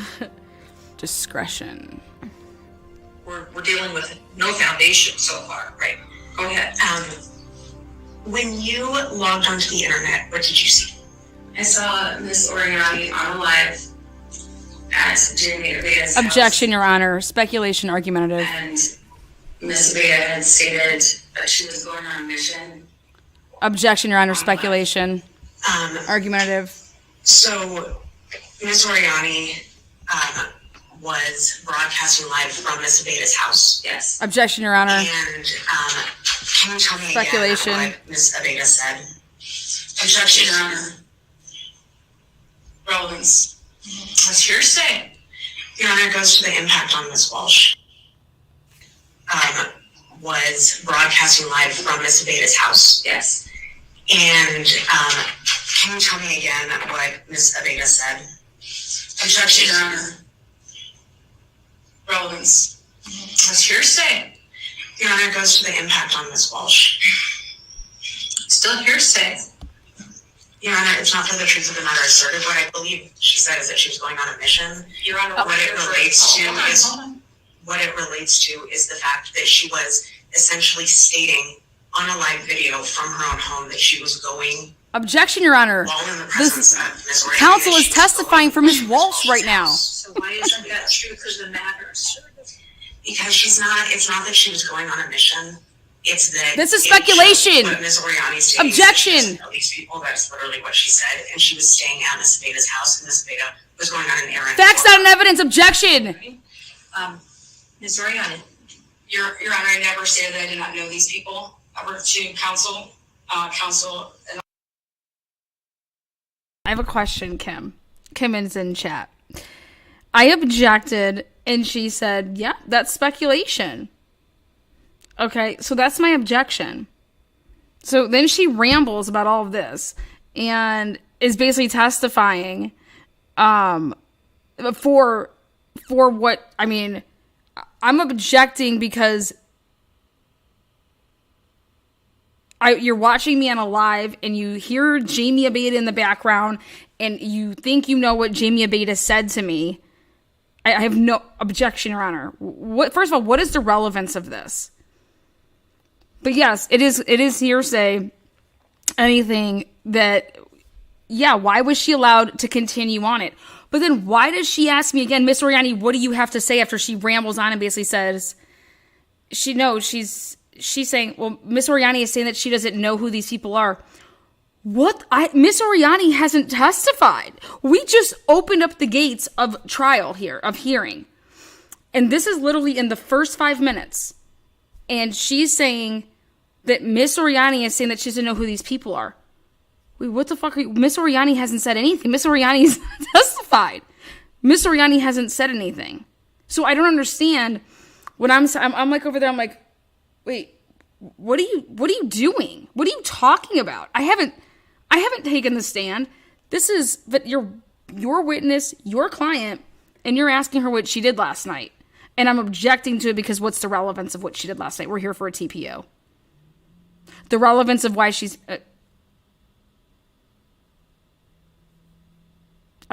So then when it comes back to me, and I want to answer the question as in, I never said that I didn't know these people. Where is that? What are you talking about? So I guess that's where my question is listen to the rest of this because I am totally confused. Your Honor, counsel is first of all testifying for Miss Walsh. Counsel is also implying what Miss Aveda's wording means. I think that's for Miss Aveda to testify to. Again, objection due to argumentative speculation, relevance, hearsay. Oriani stating is that she doesn't know these people. That's literally what she said. And she was staying at Miss Aveda's house, and Miss Aveda was going on an errand for her. all right. What? Miss Oriani, Your Honor, I never stated that I did not know these people. When did Miss Oriani say this? There is no facts and evidence. There is nothing. Absolutely. What in the... Can you please explain this to me so I can understand this? She asks her a question, multiple questions, of which I finally say, objection, Your Honor. Relevance. Actually, that was the second time I said, objection, Your Honor, relevance. And she said, yeah, you're going to have to get to the point that so far there's nothing relevant here. So, but listen to what she says right here. No, when I say make it make sense, I know that it doesn't make sense. But I'm saying right here, this lawyer just says, Miss Oriani is saying that she doesn't know these people. When did Miss Oriani say that? Miss Oriani didn't say that on the live. Miss Oriani didn't say that in court. I said, what is the relevance of this line of questioning? Number one. But number two is, this is hearsay. So I said, what does it matter what two people did last night? I didn't say, I don't know these people.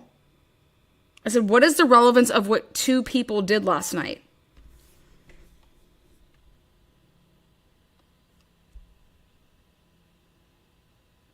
They served papers. But why are you saying that I'm saying that I don't know these people? I never said that I didn't know these people. So what do? Is I answer the question as is. That truth is the matters. Because it's not that she was going on a mission. It's that it showed what Ms. Oriani is stating is that she doesn't know these people. That's literally what she said. And she was staying at Ms. Aveda's house, and Ms. Aveda was going on an errand for her. When did Ms. Oriani testify? When did Ms. Oriani say anything? Ms. Oriani. Your Honor, I never said that I did not know these people. Where did this She had happen? Counsel and I talked in the private room, and it was about not having this hearing because she was going to charge me with contempt, and I thought that she was trying to intimidate me, potential witness in this case. No, I need an objection to the. I object to the relevancy of this, and me being on a live stream at somebody's home. I am not in charge of another person, and I had no idea what Mr. Aveda meant. And that objection is going to be overruled for that. How is it overruled if it's hearsay? It's hearsay. How did it get overruled? I want someone to understand. I want to know how that got overruled. I objected. Hearsay. Speculation. You are speculating on what you think the word or whatever you think this woman said to me. And also, there's no facts and evidence. We just didn't look at a video. She's testifying to what Miss Aveda said to me while I was on a live. And I'm saying, objection. And she's like, yeah, it's hearsay. Okay, great. So, what are you doing? Sustain the objection and move the fuck on. Explain to me how that wouldn't happen. Explain to me how you say, yes, Miss Zimmerman, that is hearsay. How did it become not hearsay then?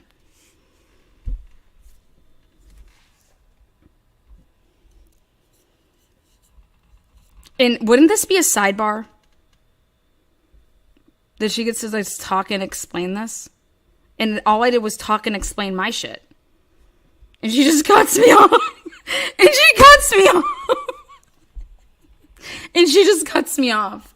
I'm really upset about that. Because I wasn't wrong. I was right. And so I'm like, geez.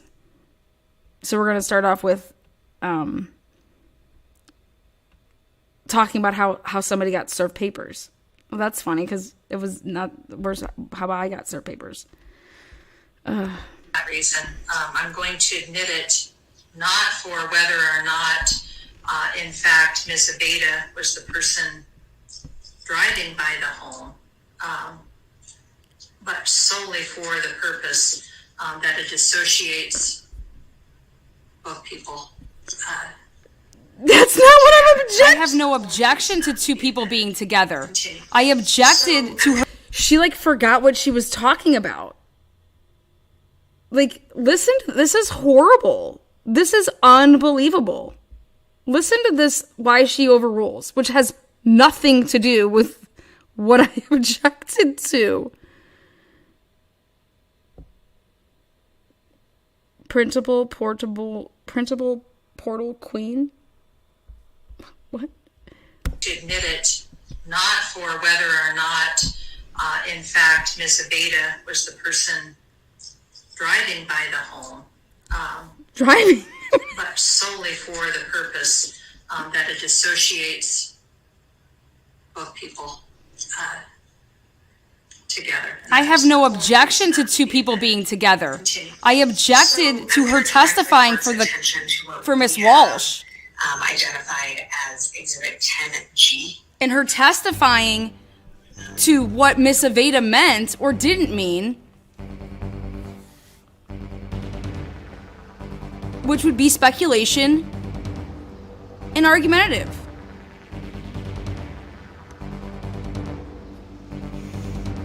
Fucking trash.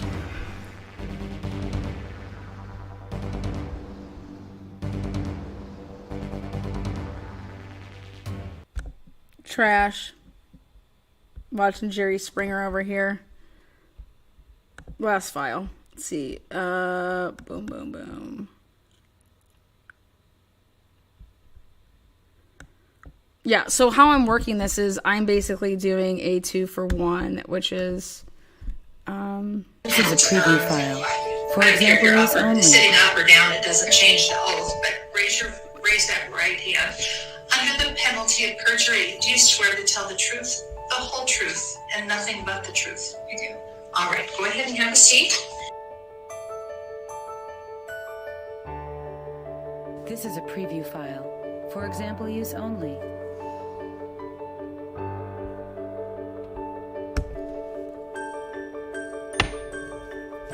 Cheers.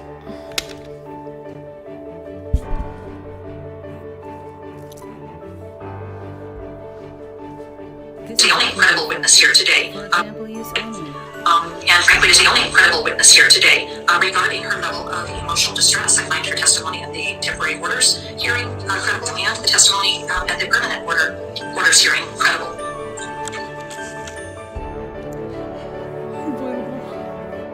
This is a preview file. For example, use only.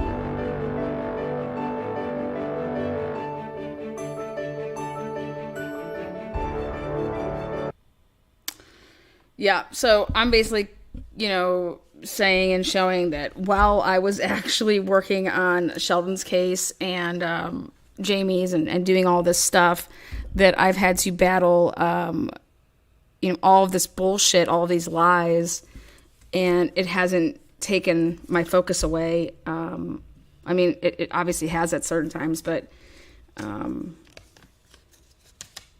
I wasn't stalking anybody. I was working on helping free an innocent person, and just the lies and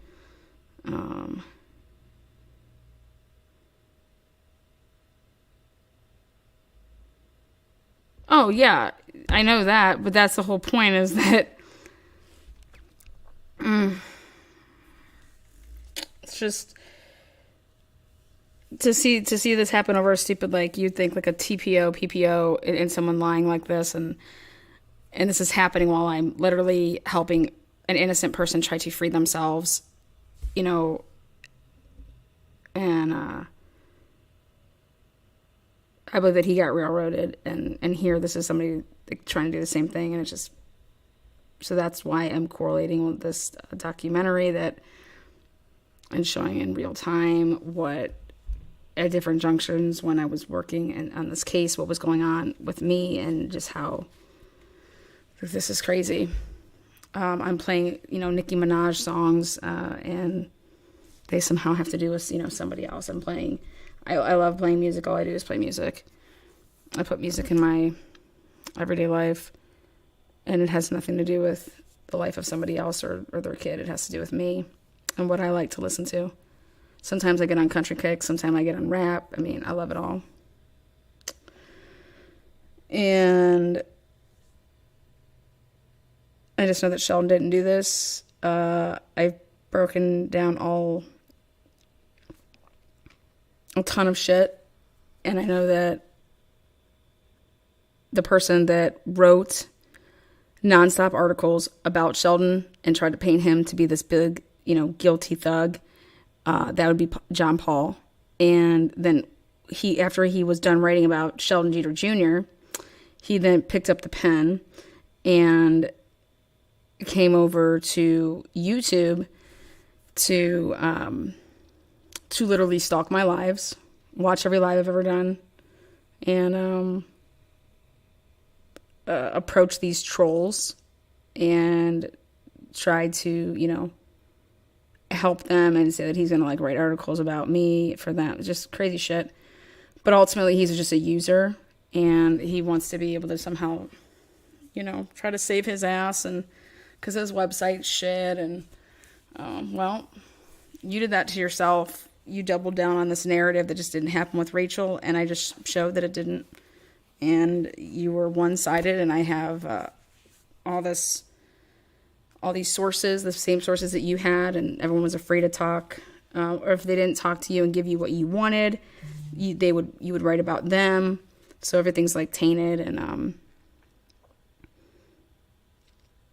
it's just. But if you guys wonder where John Paul is and why he isn't writing for the Beaver County website anymore, it's because he is, talking to, well, according to like Lala and Vanessa and these people, Shift and all them, and that's who he's hanging out with. So the guy that went from writing about, The preview file. For example, Sheldon, over like hundreds of articles, has now, with the Rachel Deltando case, has, moved on to, trying to, he's going around telling people that, about my nonprofit. He's going around telling people that all these criminal investigations out on me. I mean, and I just begged the question, why? Because June 2021, you wrote an article about me when he was going to trial on the 12th of June 2021, and you said that that the family had me in town. I was an out-of-town YouTube conspiracy theorist. Well, this conspiracy theorist put your narrative in the ground where it deserves to be, because it's not right. But it also found the juror member. It found the juror member that was the neighbor of Rachel Deltando on Sheldon's case. I did that. And you're trying to act like it's not a big deal and it is not grounds for, mistrial and things like that. Well, we'll see where that gets you, local blogger. Let's see what ends up happening here. But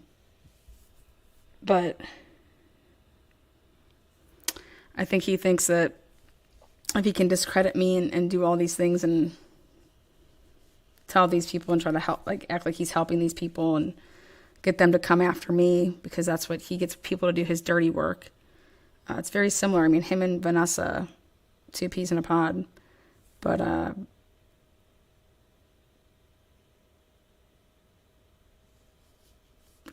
just nuts.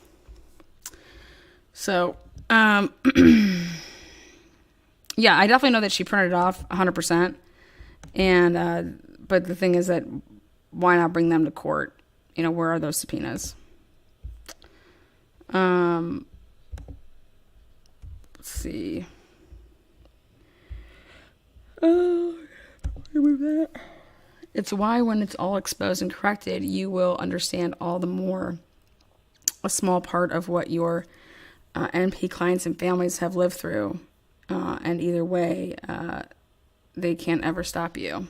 Yeah, I mean, but it's just ridiculous. Let's see. Kim says, neither of them testified to the second quashed on at Baby Jane. I believe fully it's what happened. Yep. She knew she had no case without the lie.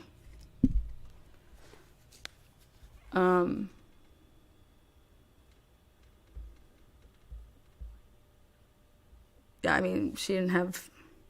I mean, I personally even think, like, with that, I mean, it's...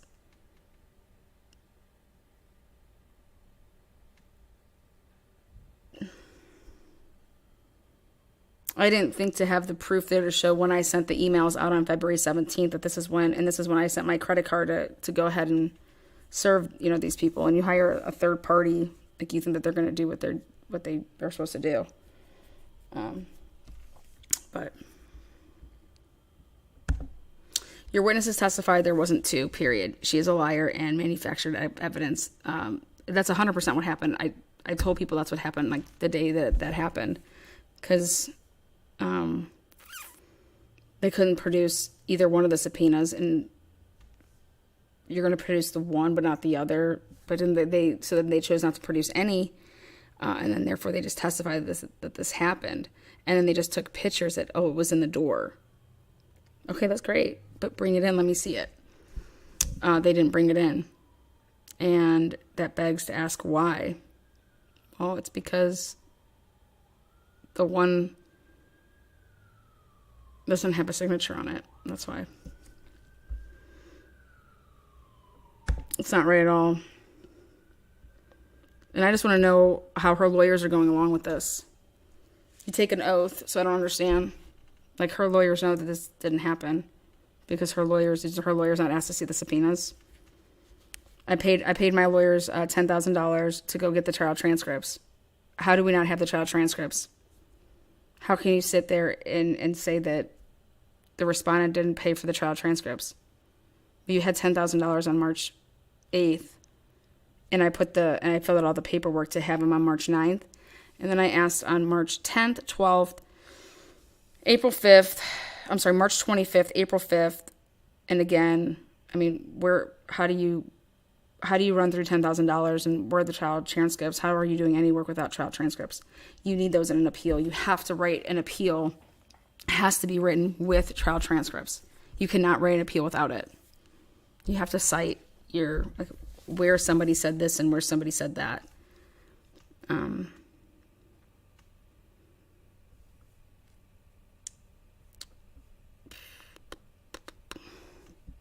I also asked my attorneys if they would do a flat fee. They've done flat fees before, and then they try to work me with that, and I was just like, whatever. You can't. So now I'm objecting to their withdrawal, and they're going to have to explain how they racked up a $12,366 bill without transcripts. And there was no breakdown of communication.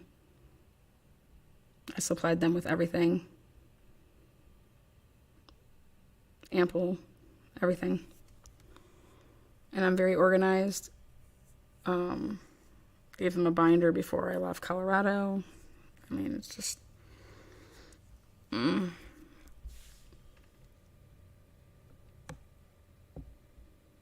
just want people to do their job, especially if they're paid. They were paid. They were paid well.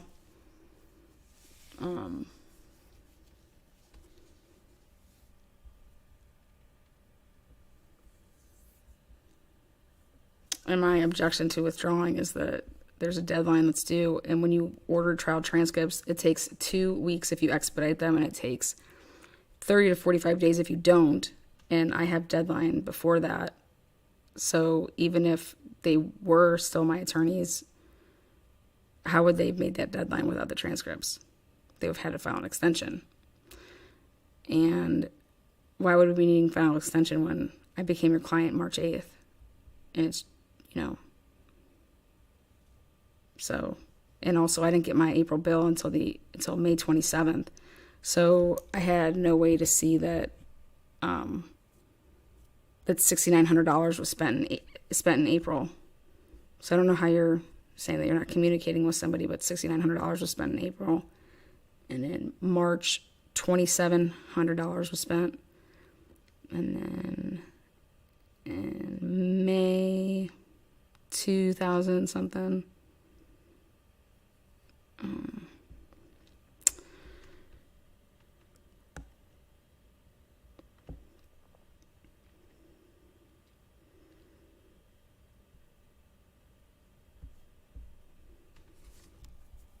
So I have to finish. I have my outline and my rough draft and everything. I have to just finish my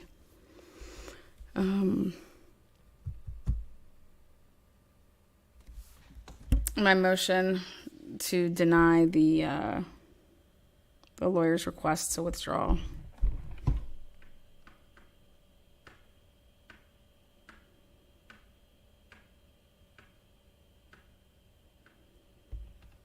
Actually, that's great that you said that because I called around and asked. I was going to call around and get footage from neighbors. Also, how would you know that they were on that street at that time? Like, it's because they hawked my lives. They were stalking me. I mean, how did you know I was wherever I was? It's just crazy.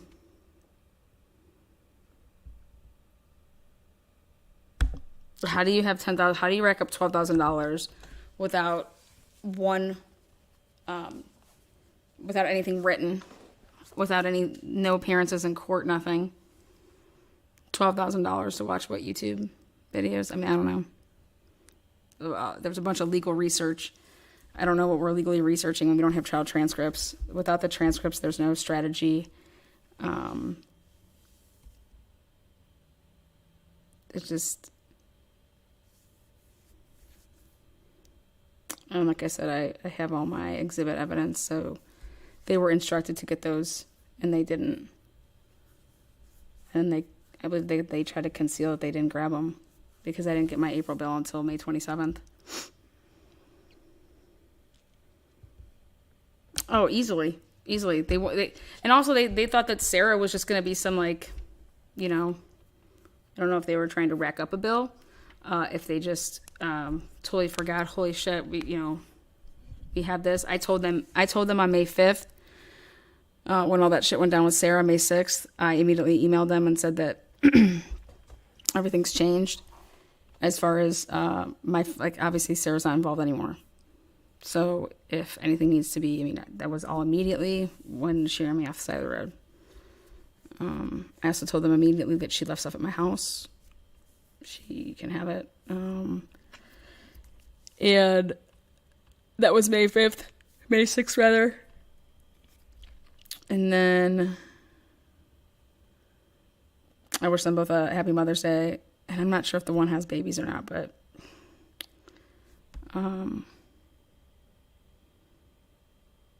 yeah, no sense of urgency. Like, also, you're supposed to replenish your retainer. And so why didn't they withdraw on May 6th? I have deadlines. And so then I don't hear from them until May 26th saying that we needed to talk. And it's nothing bad or whatever. It was just, figuring out some things now that Sarah's no longer in the picture. Okay. And then they said I had 10,000. It was May 27th. Because on May 26th, the court, the official record was produced on May 26th. And then I'm without the transcripts in there. And I was like, what the heck's that? How does this not have transcripts in it? And then the prosecution objected because it didn't have the transcripts. And then it said that the respondent didn't go and buy them. It's like, what? What the fuck are you talking about? And then, so on May 27th, I still hadn't seen my bill yet when I had spoke to my attorneys. And next thing I know, they want another $10,000. And I have to come up with it by June 1st. Or by May 31st or something like that. So I had like 3 or 4 days to try to come up with 10 grand. Another 10 grand. So I had to give them to replenish it. And then,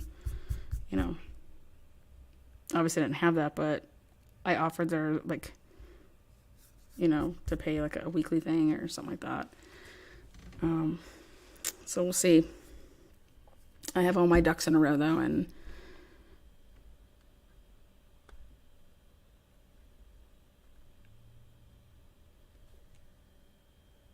they just have a lot to explain. And I think that's going to be hard to do. And I've been trying to get all of my stuff with my case so I can start doing things and that stuff. But I should have been, I was always asking them for stuff. I should be up to speed on things. But, I think that they're really good. And I hope that they have to stay on my case. That's how I feel.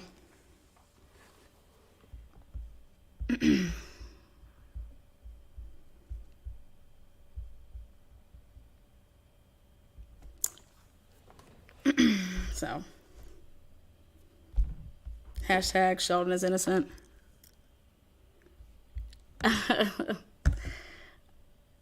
you're here and I'm going. But I can talk to you guys on the phone. I've had a long day.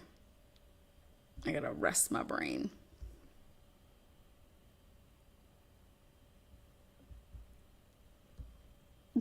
Take care, guys. Again, Sheldon was definitely railroaded. Sheldon's innocent, and his appeal's in. That was put on May 13th. The DA, they answered it. So now the courts have both briefs, and I think Judge Tesla is getting overturned. So that means that Sheldon will get his evidentiary hearing that he was supposed to get, because Judge Tesla just flat out broke the law. That's what it's called. He didn't interpret it correctly, and therefore he should have had his evidentiary hearing back then, which he will get, now on the ground set forth before. So he'll be overturned on his ruling. And that means that it will then be overturned, and that Sheldon will get his evidentiary hearing.